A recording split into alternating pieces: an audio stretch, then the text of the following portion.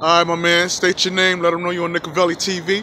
I'm on Nicovelli TV. All right, let's get it in. We're here to talk about our beloved New York Knicks. Absolutely. So you are a Knicks fan. Yeah, you know. What a way to start the morning off, you know, with a nice cup of coffee and some Knicks talk. Let's get it in. Talk to me. Do you think our team today No. You asking can learn anything from the teams like from 68, 69, 70, 71?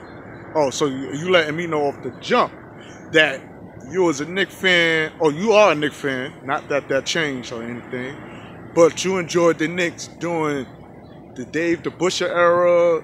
Absolutely. Clyde Frazier. Yeah. Talk to me. Talk to me. As a guy growing up, you know what I mean, I wasn't too tall, so I always been a guard fan. Right. And I found, me personally, I think they got it right when they said Walt Frazier is one of the greatest guards in the history of the basketball game, NBA. You think so? I believe he's one of the greatest, of course. You know what I mean? I mean, it's not too many point guards that got on their resume a triple-double in the championship game when it really counted. You know what I mean?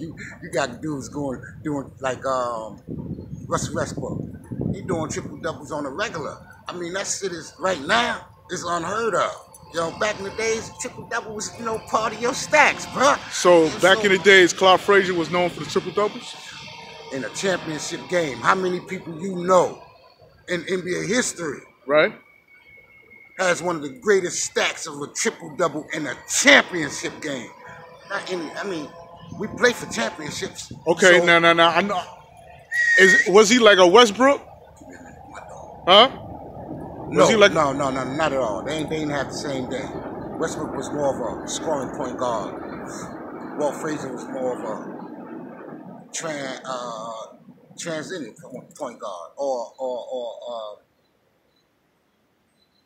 a prototypical point guard. Okay, now next question. Moving on. So we got Clyde Frazier as the greatest point guard. One of the greatest. Who is the greatest center, you think, concerning the Knicks? Oh, concerning the Knicks? Concerning the Knicks. Me personally, you know, I'm biased, so I'm gonna tell you Willis Reed. Willis Reed. No, it is what it is. Yeah, I mean, yeah, I'm biased. I ain't gonna lie.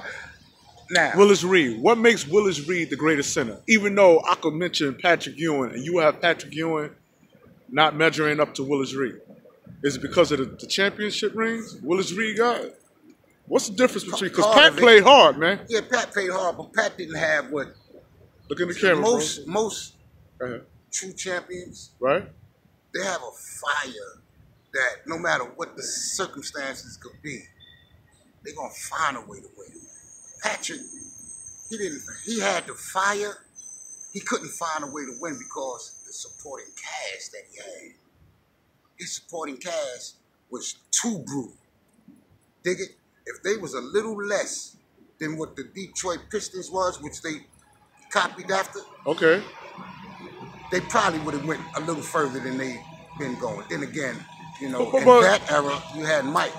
And I was about to say that. So, you know, it was going to be But he's hard just to get one by. man. Yeah. Oh, one man that can will a whole entire stadium to do what he wants to be done. You dig where I'm coming from? You know, we ain't going to talk about Mike. That's right. I like that attitude. You know what I'm saying? Nobody want to be like Mike this morning. As far as Patrick and Willis Reed is concerned, right? Willis Reed had that thing where, you know, just his presence, being anywhere when it came to the Knickerbocker team, allowed everybody else on the team to say, yo, I'm better than him. Just to prove a point that whoever they playing against, they're better than, because of Willis Reed. Patrick Ewing, he demanded respect once he got that ball. But in the locker room and other places, Pat wasn't too much on, like, listen, man, you niggas ain't trying to fucking win. You niggas just out there getting a paycheck, man. Pat wasn't on it like that, man. Pat was on some other shit when it came to the locker room. You know, everybody in the locker room respected him because of him. You know what I mean? But, you know, Willis Reed, he demanded that from the distance. You know what I mean? His respect came from the way he respected the game. All right. Now, take away the championships between Patrick and Willis Reed and had them neck to neck. You would still have Willis Reed over Patrick Ewing? Now we going into stacks. Yeah, all around. Take the rings away. Willis Reed never. Go ahead. I know Willis Reed numbers, they won't add up on an average. I think stat-wise, Patrick Ewing got him. I think stat-wise, Pat got him, but, you know, like on average, like his points. Man, you don't know. Guys, no, it's more like the positions had changed by then. The center was the center, yeah. All right. But in the 60s, 70s, and the early part of the 80s, right after Pat got in there, the priority was the center. Okay. All right. Now, Patrick demanded, on his best, Patrick demanded double and triple teams. There's no doubt about that. You know what I mean?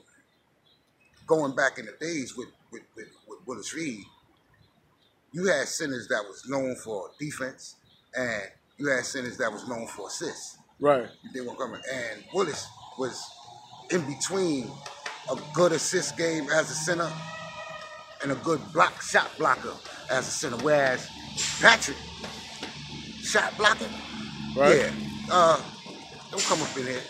And if you got past the guards, then you had to get past your forwards. Then you had Big Pat to get to worry about. Hey. Okay, now when it comes to, let's say, Dave DeBusschere, how can you compare him to today's Knicks? What player on the Knicks today remind you of Dave DeBusschere? I'm gonna name some names. You got Trey Burke. Well, I can. Go ahead, keep going. You got Alonzo Trier. Probably don't know too much. Kevin Knox. I mean, you only seen him in the summer league. You got Mitchell Robinson. You had Courtney Lee. You got Joakim Noah.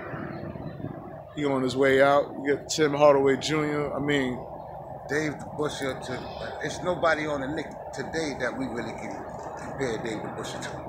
Not really. You know what I mean? Not really. Because Dave DeBusschere's position, power forward back then, they didn't have to do as much. See, the power forwards now, you got to learn how to stretch the D. You know, you got to be able to shoot from a three-pointer on a regular basis nowadays.